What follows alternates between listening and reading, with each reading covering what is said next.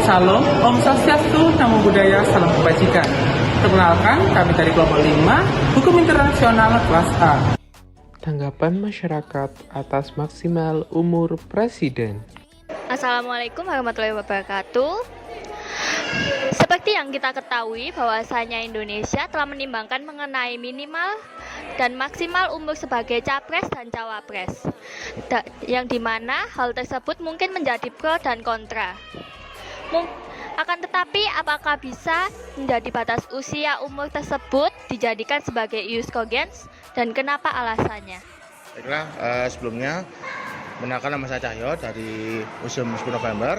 Jadi menurut saya kalau sebagai batas sebaiknya ya kalau menurut saya tergantung ya. Kan batas itu kan dibuat untuk seberapa dewasanya atau seberapa pengetahuan pengalaman dari para calonnya ya kan. Tapi kalau misalnya dia sejak muda sudah punya pengalaman yang banyak, bisa dijadikan sebuah persyaratan khusus dengan kondensi tertentu, batas tertentu seperti itu. Jadi kalau sebenarnya kalau di batas berapapun tidak masalah gitu menurut saya. Dan kalau sudah lebih pun juga selama masih mampu untuk menjalani masa negara, itu oke, tidak masalah. Kan tentunya kan saya ambil contoh luar ya. Misalnya kayak Joe Biden kan sudah umur 70 berapa kan. Ya, kan calon yang saya calon kan umurnya masih 70 juga. Jadi sebenarnya bagi saya tidak masalah gitu. Selama masih bisa kompeten dan bisa untuk lebih membuat Indonesia lebih baik lagi gitu. Terima kasih. Ya. Pengertian ius cogens.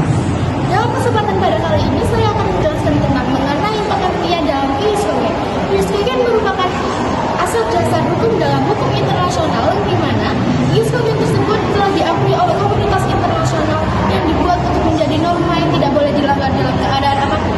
Dalam hal ini, ius cogens secara tidak langsung mengikat negara-negara tanpa melihat dan mempertimbangkan keikutsertaan negara tersebut dalam melakukan perjanjian di ius cogens tersebut. Hal ini dimaksudkan menjadi ius cogens menjadi untuk menjaga ketertiban dalam ius cogens tersebut dalam dimana menimbang tujuan awal dalam pembuatan ius cogens pada awal pembuatan norma ius cogens tersebut. Sifat ius cogens. Seperti yang kita ketahui bahwa hukum adalah peraturan yang bersifat memaksa. Namun, apakah ini berlaku untuk ius cogens? Contoh yang dapat kita ambil ialah penggunaan masker saat awal pandemi. WHO sudah menyarankan untuk beberapa negara menggunakan masker agar virus tidak menyebar dengan luas. Namun, beberapa negara belum mampu melaksanakan peraturan tersebut. Itu dikarenakan tidak ada virus yang terdeteksi masuk pada negaranya. Hal ini dapat mengakibatkan ius cogens tidak bersifat memaksa. Lalu pada saat pandemi sudah mulai mempuncaknya dan Amerika melakukan lockdown, semua negara secara universal telah memperebutkan masker hingga masker pada saat itu kritis. Hal ini dapat kita lihat bahwa ius cogens juga bersifat memaksa. Namun setelahnya pandemi mereda, WHO kembali menyarankan para masyarakat untuk sudah tidak menggunakan masker. Namun dapat kita lihat di negara kita sendiri bahwa beberapa orang masih menggunakan masker, dan ini kembali lagi membuat ius cogens bersifat tidak memaksa. Jadi dapat kita tarik kesimpulan bahwa ius cogens tidak dapat dijawab peraturan ini bersifat memaksa atau tidak, karena kembali lagi pada hukum Allah bahwa manusia memiliki budaya dan kemauan atau haknya sendiri-sendiri. Terima kasih. Dampak ius cogens. Baik, di sini saya akan menjelaskan tentang dampak ius cogens yang secara universal. Baik, ius cogens dapat secara langsung mengikat semua negara tanpa mempertimbangkan keikutsertaannya dalam perjanjian internasional yang mengakui norma ius cogens tersebut. Hal ini dimaksudkan untuk menjaga ketertiban dalam tataran hukum internasional sesuai dengan tujuan awal pembentukan norma tersebut. Pada pasal 53, VCLT menyebutkan dua unsur norma ius cogens, diakui secara universal di masyarakat internasional, dan yang kedua sebagai norma yang tidak dapat dikurangi atau dibatasi kecuali oleh norma ius cogens tersendiri. Untuk menjelaskan unsur pertama, pengakuan secara universal dapat memiliki berbagai bentuk, sebagaimana yang juga dijelaskan oleh Presioni Norma ius cogens dapat beranjak dari hukum kebiasaan internasional. Bahwa hukum kebiasaan internasional ini memiliki unsur-unsur praktek-praktek negara yang seragam dan keyakinan bahwa praktek tersebut adalah norma hukum. Pada unsur kedua, yakni tidak dapat dikurangi atau dibatasi kecuali oleh norma ius cogens juga, mengindikasikan status ius cogens sebagai norma tertinggi dalam hukum internasional. Karena itulah, ius cogens tidak dapat dikalahkan atas dasar lex superiori derogat legi inferiori. Yang dimungkinkan adalah ada ius cogens yang lebih spesifik yang diutamakan, yaitu lex specialis derogat legi generalis. Untuk dampak ius cogens secara universal yaitu ius cogens diambil dari hukum alam dan kebiasaan masyarakat, setelah itu dijadikan peraturan, dan di mana peraturan itu